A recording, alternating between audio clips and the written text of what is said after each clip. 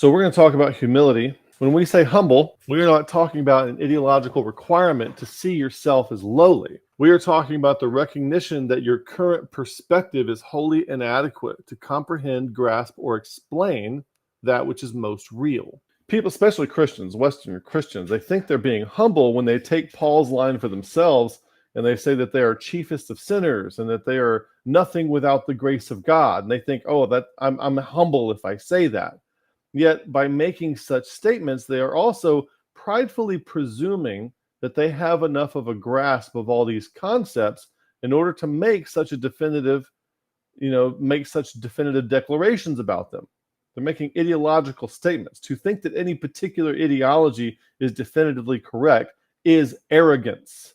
So when you say, I am totally depraved and I'm utterly sinful, you are elevating a systematic theology above and beyond that which you are mentally and cognitively capable of evaluating, and that is arrogant. So they are pridefully presuming that they have enough of a grasp of all these concepts in order to make such definitive declarations about the concepts. That's prideful. Christians have come to confuse self-deprecation for humility. The person who can put themselves down the most. Oh, I'm so sinful. They are waving a huge flag of how humble they are. I'm nothing without the grace of God. I can't boast in my salvation at all. It's all God. They're elevating an ideology above and beyond God with 100% absolute certainty, which is epistemic arrogance. Okay? So self-deprecation is not humility. It is the opposite of humility. Self-deprecation is actually virtue signaling. It is a faux virtue of the worst kind. We're all confused about what virtue is these days. Somebody's just asked me, what do you think characteristics are of a virtuous person? And I thought about it all day before I answered. But one thing I knew for sure, if I answered that question by rattling off things from Proverbs 31 or 1 Corinthians 13, that would be the least virtuous answer that I could possibly give. Some of you don't understand that thinking. Some of you don't understand that. So it's a faux virtue of the worst kind, self-deprecation is. That's not humility. The typical Christian's version of humility is to outwardly esteem themselves as lowly as possible in the language of a particular ideology, such as Calvinism. Yet in doing so, they are essentially claiming to have full fluency in all the aspects of everything that ideology claims to have coverage. Okay? So when you make definitive statements about how wicked and awful and totally depraved you are, you're claiming to have full fluency about everything a book like this mentions. Now, is that really something you should be doing? Don't you think that's rather arrogant? You really think you have full fluency in all that stuff? A Christian will call themselves a horrible sinner in one breath and then turn and render an ideological explanation for why things are the way they are in the next breath, as if they have unlimited explanatory power. You hear James Ross, we've talked about him. He will say, oh, I'm just a totally depraved sinner saved by the grace of God. And then he will tell you exactly what you're supposed to think and say about something. That's not humility. That's arrogance. They act as if they have unlimited explanatory power. A Calvinist will tell you that he's a depraved sinner who has no hope without God, and they think that makes them humble. Then if they are asked about topics like God's sovereignty or free will, they will start to recite a series of basically memorized formulaic utterances that contain all the proper explanatory power for what a person's disposition toward these concepts should be. That's not humility. That is insurmountable arrogance and pride. Christians essentially think that as long as they sufficiently self-deprecate on the forefront, that they can be a know-it-all in every other aspect of life and still check the box of being humble. No, I'm going to say that again. Christians essentially think that as long as they sufficiently self-deprecate on the forefront, that they can then be a know-it-all in every other aspect of life and still check the box of being humble. That's not how it works. No. Humility is expressed, genuine humility is expressed in the relationship of the person to awareness in proportion with their limited experience or what some people call the wisdom of not knowing, or what some people call higher ignorance. Okay? It's not ignorance of the basic fact. I could tell you all day long what all the proper independent Baptist answers for things are. I could give you all those answers. I have learned them, okay? I'm not ignorant of what that formula is. But when somebody asks me those questions, the reason I don't give those answers anymore isn't because I haven't been taught them.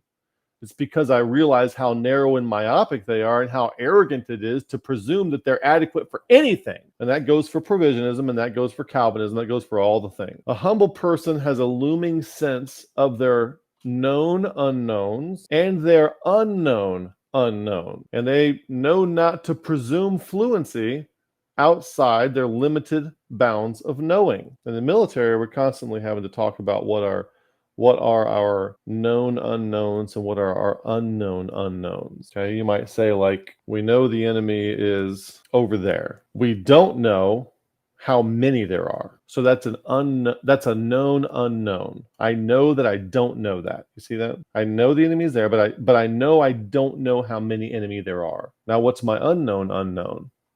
I don't know what surprises they have. Maybe they have an atom bomb. Maybe they have an alliance with another country that we weren't expecting, okay? Maybe there's all kinds of things that they could surprise you with. What are my unknown unknown? Humility does not bring morality into ontology. And if you listen to Calvinists and Provisionists talk, they'll make all these moralistic statements about the character of God and how the other side is somehow denigrating the character of God. But at the same time, they will speak as if the conclusions they've arrived at have been epistemically arrived at, but then they present them in moralistic packaging.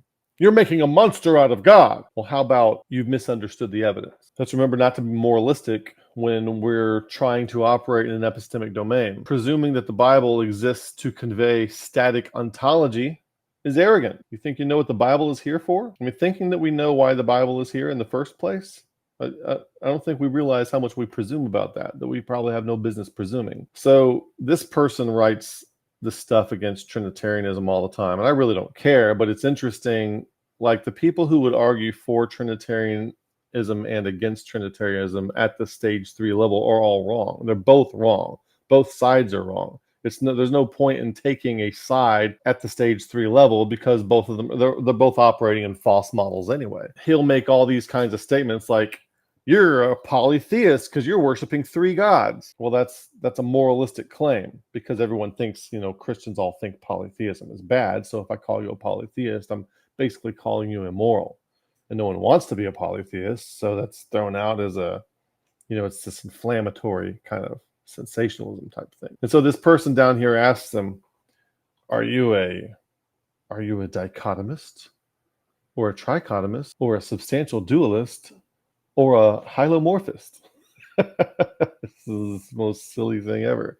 If you are in anything that is an ist, you are not humble. I'm a determinist. I'm a Calvinist. I'm a provisionist. Okay, you're not epistemically humble. You're not in proper relationship to the amount of things that you could not possibly know. You're also not in proper relationship to the fact that following Christ is a way.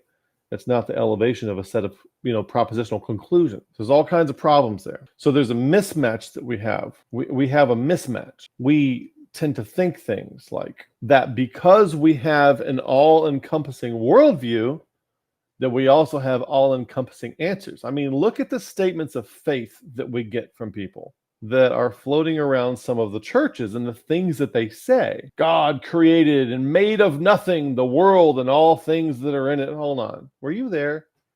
Have you ever tried to look up the phrase made from nothing, made of nothing, ex nihilo? You ever tried to look that up from Scripture? London Baptist Confession, create or make the world and all things therein, whether visible or invisible.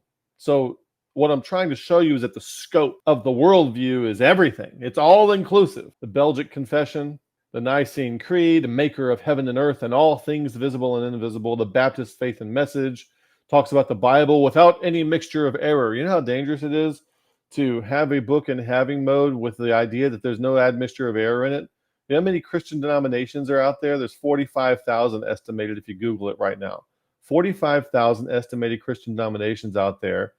And a lot of them are running around who all disagree with each other, saying that we have the infallible, inspired word of the living God without any admixture of error. Well, then how come you all disagree on everything?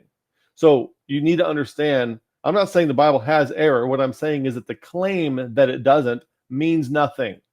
The claim means nothing. I have a video called So What If the Bible is True? Let's say the Bible is, okay, inerrant, inspired, infallible, word of the living God, and it's without any admixture of error. Okay, let's grant you that. Do you understand it all? Then shut up.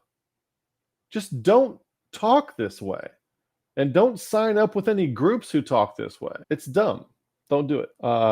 Baptist Faith and Message.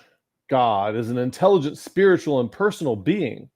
The creator, the redeemer, the preserver, and ruler of the universe. Do you really want to make a statement like that and then just try to answer for all the things that are going on in this universe? What about just all the things on this earth? Not to mention like the pulsars and quasars and black holes out there that you can't understand. What about the things on this earth? You know, where was God when you were being molested as a child? Where was God then? You want to answer all that stuff? Go ahead. Go ahead. You need to watch out the size of your worldview, you see. The Athanasian Creed talks about perish. We have all these statements. We just know with absolute certainty the before life and the afterlife. None of us have been there, but we just got it all down with certainty. God is a Trinity in the unity, neither confounding the persons nor dividing the substance. The Vatican, number 7 here, has a view on extraterrestrials. The Vatican says the existence of intelligent extraterrestrials would not contradict the Catholic faith. The vastness of the universe with as many galaxies suggests possibility of other life forms. But then there's places like Answers in Genesis that say, well, there's probably not other life forms, and we have the anthropic principle, and this place was created for man. Where do they get that idea? It's moralistic to believe such things based on what you find in what is essentially a religious book, whereas the endeavor to answer questions like that is not found in a book. That is not written with the intent to reveal such thing, to reveal or conceal such thing. I mean, what's wrong with us? Things underlying. You'll see what I'm talking about. Hang with me here. The Church of Jesus Christ of Latter-day Saints. This is basically the same thing as Calvinism and Provisioninism. And worlds without number have I created. Also, I have created them mine own purpose. By the Son I created them, which is mine only begotten. And then he comprehendeth all things. I think this is kind of fun. I want to put this last part down here from the Doctrines and Covenants. I want to separate it from where it came from and just post it in these Calvinist forums. He comprehendeth all things, and all things are before him, and all things are round about him. He is above all things and in all things, and is through all things, and is round about all things, and all things are by him and of him, even God forever and ever. Somebody said we don't even know what's going on in our own bodies. See, gut flora. Yeah. God allows it. God ordained it. All ordained. He will use it. That's the exact kind of thinking that we should not do. I don't know who you are, Beth Arnold, but this is very arrogant kind of thinking. And we can't be making statements like this. Okay. It's not helpful. It's not helping anything to do that. Kevin's biblical discussions, by the way, this is not me saying this, some other Kevin. Provisionism is not the same as Mormonism. It has all the same features and problems as Mormonism. Okay. It's just different color car, but it's still the same kind of car. That's what we're here to say, okay? So my job is to do the talking. Your job is to do the listening. So let's make sure that you're doing your part well. Listen to what I'm saying. Because if you are negating what I'm saying, you're missing out. I hope you catch the irony on what I'm saying here. I'm talking about humility. So we have this all-encompassing worldview that reaches to the extent of the cosmos. We have statements about worshiping the God who has created, has ordained all things in all of the cosmos. We have statements that we believe for moral reasons, which have the farthest extent of the cosmos. Statements of faith include things like purpose of everything in the cosmos, teleology. Somebody just said, God allows it, all is ordained, he will use it. Okay, so we've assigned purpose moralistically to everything in the cosmos. Do we have any kind of experiential reason for making such a statement? Let's see, we have a teleology for the whole cosmos. We have the origins and the creation of the whole cosmos. We have eschatology of the whole cosmos. Statements about extraterrestrials. We have ontology. What are the things that exist? We have all this in statements of faith, which has never undergone serious, earnest endeavor to disclose the facts of reality from a first-hand or third-person, objective basis with experience and testable, demonstrable, repeatable. That's not the kinds of things that are in our statements of faith. We're making statements of faith about something that's the wrong domain of inquiry. That's not what faith is about. Faith isn't about making declarative statements about what does and doesn't exist. That's not what it's about. That's not what it's for. That's not what the Bible is here for.